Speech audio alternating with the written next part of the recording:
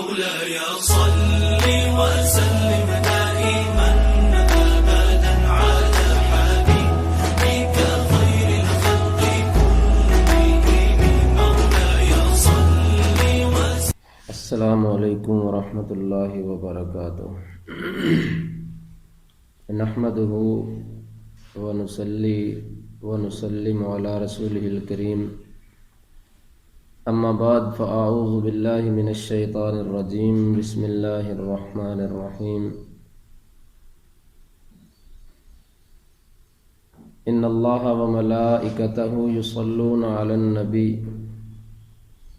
یا ایھا الذین آمنوا صلوا علیہ وسلموا تسلیما.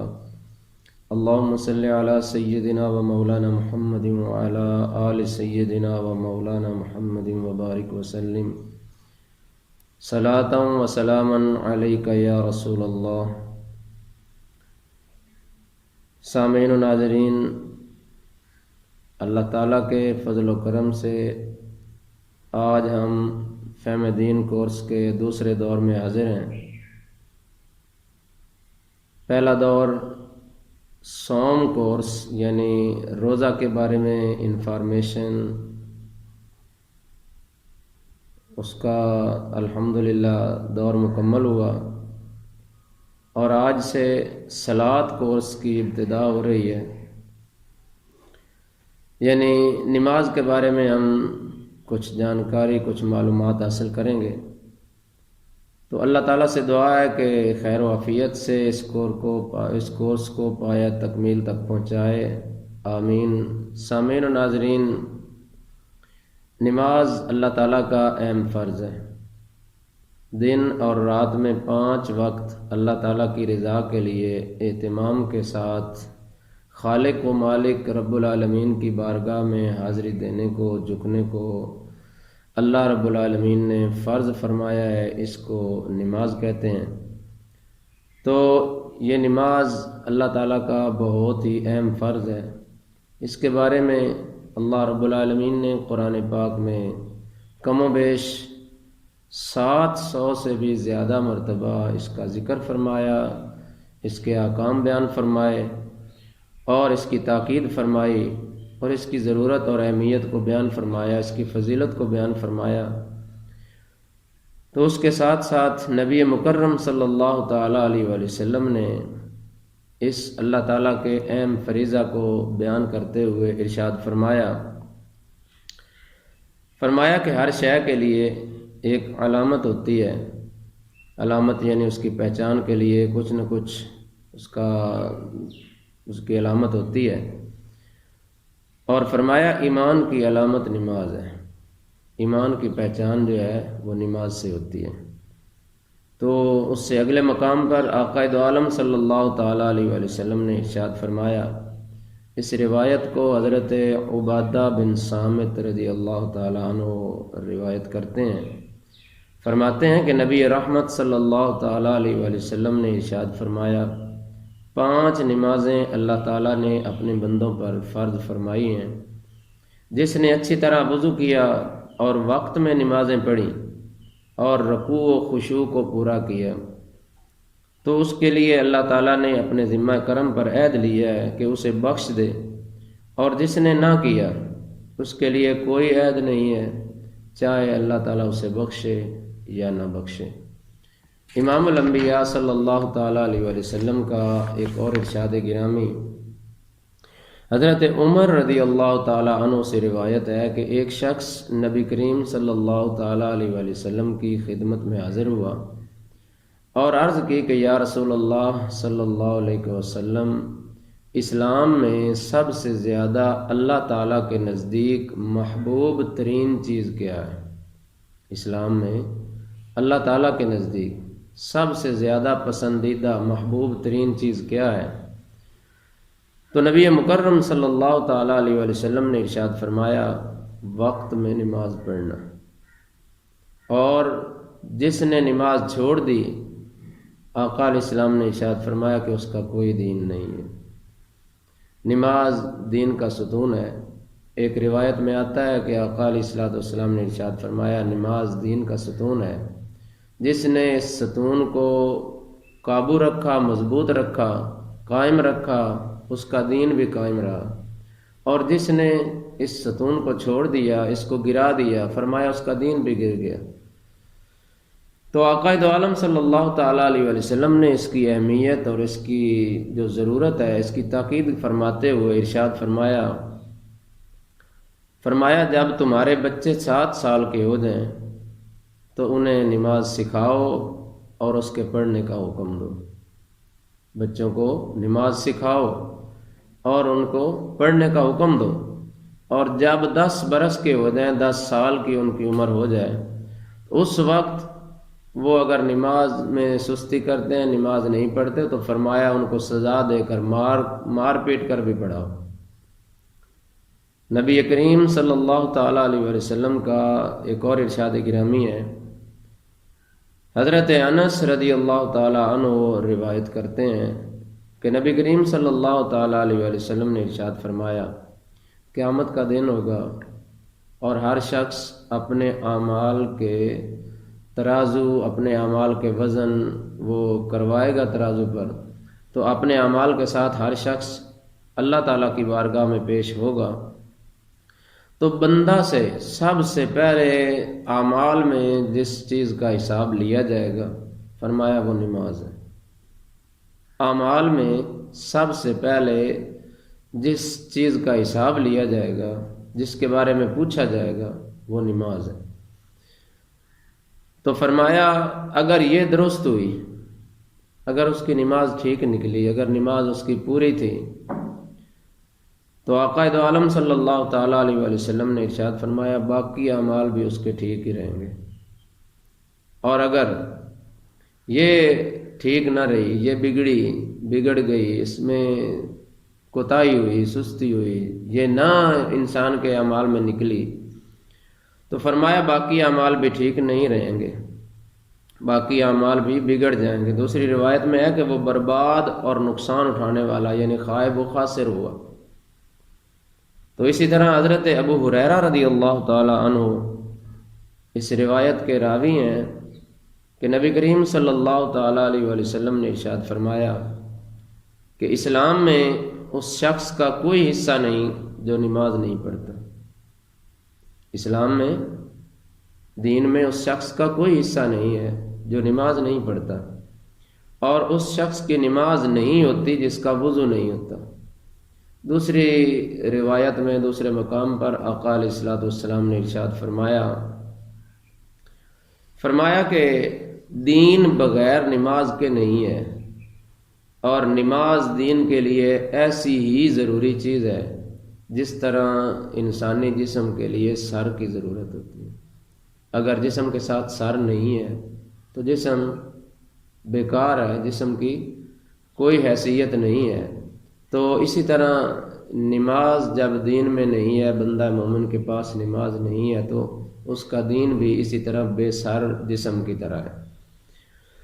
تو اگلی روایت حضرت معاذ ابن جبل رضی اللہ تعالی عنہ، آپ فرماتے ہیں کہ مجھے میرے آقا حضور اقدس صلی اللہ تعالی علیہ وسلم نے 10 باتوں کی وصیت فرمائی، اور فرمایا کہ ان 10 باتوں کو یاد رکھو۔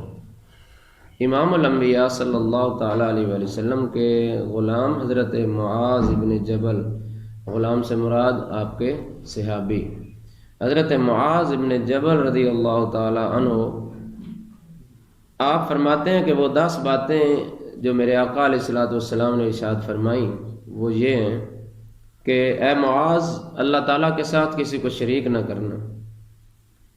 اس بات پر اگر تجھے قتل کر دیا جائے یا جلا دیا جائے وہ قبول کر لینا، لیکن اللہ تعالیٰ کے ساتھ کسی کو شریک نہ کرنا۔ دوسری بات جو آقا علیہ الصلوۃ والسلام نے ارشاد فرمائی وہ یہ تھی کہ والدین کی نافرمانی نہ کرنا، والدین کی نافرمانی نہ کرنا۔ اگر وہ تجھے اس بات کا حکم دیں کہ بیوی بچوں اور مال کو چھوڑ دے تو بھی نافرمانی نہ کرنا، ان کی بات مان لینا۔ تیسری بات جو آقا علیہ الصلوۃ والسلام نے ارشاد فرمائی حضرت معاذ بن جبل رضی اللہ تعالی عنہ کو، وہ یہ تھی، فرمایا کہ فرض نماز جان بوجھ کر نہ چھوڑنا، فرض نماز جان بوجھ کر نہ چھوڑنا۔ جو شخص فرض نماز جان بوجھ کر چھوڑ دیتا ہے، اللہ تعالیٰ اس سے اپنا ذمہ اٹھا لیتا ہے۔ اللہ تعالیٰ نے اپنے ذمہ کرم پر لیا ہے کہ میں اپنے بندے کی حفاظت کروں، میں اس کو رزق پہنچاؤں، میں اس کے جو ہے دنیاوی معاملات کو درست کروں، اس کے رزق کی تنگی کو ختم کر دوں، اس کی تمام ضروریات پوری کروں، اور پھر اس کے جو اگلے معاملات ہیں ان کو میں آسان کروں۔ لیکن یہ اللہ تعالیٰ کی ڈیوٹی نہیں ہے، اللہ تعالیٰ نے اپنی مہربانی سے اپنے ذمہ کرم پر لیا ہے۔ تو اللہ تعالیٰ نے جو یہ ذمہ لیا ہے، اللہ تعالیٰ کا بندہ جب نماز چھوڑ دیتا ہے جان بوجھ کر، تو اللہ بھی اپنا ذمہ ہٹا لیتا ہے۔ وہ فرماتا ہے کہ بس ٹھیک ہے، تو اپنی ذمہ داری نہیں نبھاتا تو پھر مجھے کیا پرواہ۔ بہرحال آقا علیہ الصلوۃ والسلام نے جو اگلی بات حضرت معاذ بن جبل رضی اللہ تعالیٰ عنہ کو ارشاد فرمائی وہ یہ تھی، چوتھی بات فرمایا شراب کبھی بھی نہ پینا، شراب کبھی بھی نہ پینا۔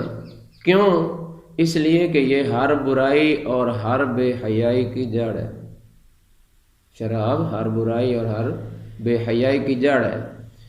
تو پانچویں بات جو آقا علیہ الصلوۃ والسلام نے ارشاد فرمائی وہ یہ تھی کہ اللہ تعالیٰ کی نافرمانی نہ کرنا، اللہ تعالیٰ کے حکم کی نافرمانی نہ کرنا، کیونکہ اس سے اللہ تعالیٰ کا غضب اور قہر نازل ہوتا ہے جو بندہ نافرمانی کرتا ہے۔ چھٹی بات جو آقا علیہ الصلوۃ والسلام نے ارشاد فرمائی وہ یہ تھی کہ میدان جنگ سے نہ بھاگنا، اس حال میں بھی کہ اگر تیرے سارے ساتھی ہلاک ہو جائیں پھر بھی تو پیٹھ دشمن کی طرف نہ کرنا، اپنا سینہ تان کر رکھنا۔ تو اگر تیرے سارے ساتھی بھی ہلاک ہو جائیں پھر بھی میدان جنگ سے فرار اختیار نہیں کرنا، بھاگنا نہیں ہے، میدان جنگ میں اللہ تعالیٰ کی رضا کے لیے ٹکے رہنا ہے۔ تو ساتویں بات آقا علیہ الصلوۃ والسلام نے جو ارشاد فرمایا اگر کسی جگہ وبا پھیل جائے، کسی جگہ پر وبا طاعون وغیرہ کچھ ایسی وبائیں پھیل جائیں تو فرمایا وہاں سے نہ بھاگنا، وہاں سے بیماری سے ڈر کر یا وبا سے ڈر کر نہ بھاگنا۔ تو اگلی بات جو آٹھویں ارشاد فرمایا اپنے گھر والوں پر اپنی حیثیت کے مطابق خرچ کرنا، جتنی تیرے میں طاقت ہے اس طاقت کے مطابق ان پر خرچ کرنا۔ تو نویں بات جو آقا علیہ الصلوۃ والسلام نے ارشاد فرمائی وہ یہ تھی، فرمایا اے معاذ ادب سکھانے کے لیے اپنے اہل و عیال، اپنے بیوی بچوں پر ان پر سے ڈنڈا نہ اٹھانا، ڈنڈا نہ ہٹانا۔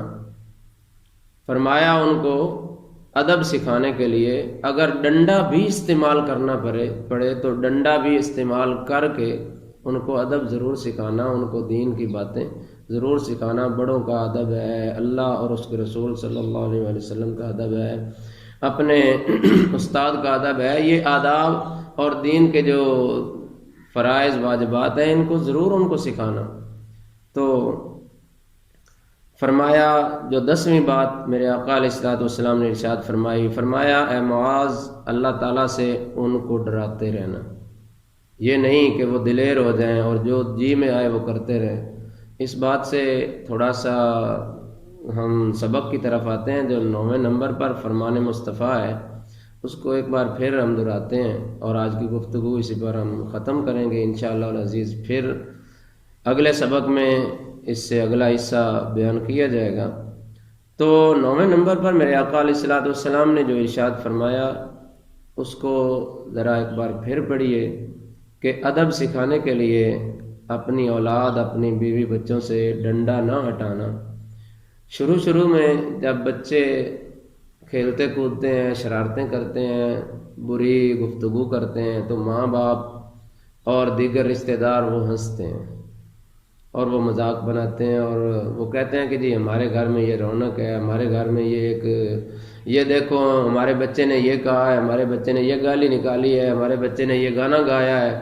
پہلے تو بچے جو باتیں کرتے ہیں، جو شرارتیں کرتے ہیں، ماں باپ بڑے خوش ہوتے ہیں، بڑے ان کو ایک پروٹوکول دیتے ہیں، لیکن ہوتا کیا ہے جب ان کی عمر کے ساتھ ساتھ عادتیں اور زیادہ بگڑتی ہیں، پھر وہی ماں باپ جو اس وقت خوش ہو رہے تھے اب وہ چہرے پر کپڑے ڈال کر روتے ہیں، اور اب وہ کبھی کسی کے پاس استاد جی ہمارے بچوں کو دم کر دیں، استاد جی کوئی وظیفہ بتا دیں۔ ارے بھائی پہلے وظیفہ اس پر عمل تم نے کیوں نہ کیا؟ جو میرے آقا علیہ الصلوۃ والسلام نے وظیفہ ارشاد فرمایا، ان کو ادب سکھاؤ، ان کو نماز سکھاؤ، ان کو اللہ تعالیٰ کے احکام سکھاؤ، اللہ تعالیٰ کے غضب سے ڈراتے رہو، اس کی رحمت کا ان کو ایک امید دلاتے رہو۔ تو جب یہ سب کچھ ہم نے کیا تو پھر اولاد کبھی بھی ماں باپ کی نافرمان بھی نہیں ہوتی، اور اللہ اور اس کے رسول صلی اللہ تعالیٰ علیہ وسلم کے حکموں پر بھی عمل کرنے والی ہوتی ہے۔ اور جب ہم ان کی شرارتوں پر ہنستے ہیں، ہم کھیلتے ہیں، اور ان کے ساتھ جو بکتے رہیں ہم ان کو بڑا مذاق میں ٹال دیتے ہیں، تو پھر یہی اشر ہوتا ہے۔ اس لیے آج کی گفتگو اسی کے ساتھ ختم ہوئی۔ اللہ تعالیٰ سے دعا ہے اللہ رب العالمین ہمیں نماز کی اہمیت کو سمجھنے اور فرمان مصطفیٰ صلی اللہ تعالیٰ علیہ وسلم اور فرمان اللہ رب العالمین، فرمان خدا کو سمجھنے اور ان پر عمل کرنے کی اللہ تعالیٰ توفیق عطا فرمائے۔ کل تک کے لیے اجازت، اور اسی کے ساتھ وآخر دعوانا ان الحمد للہ رب العالمین۔ مولاي صل وسلم دائما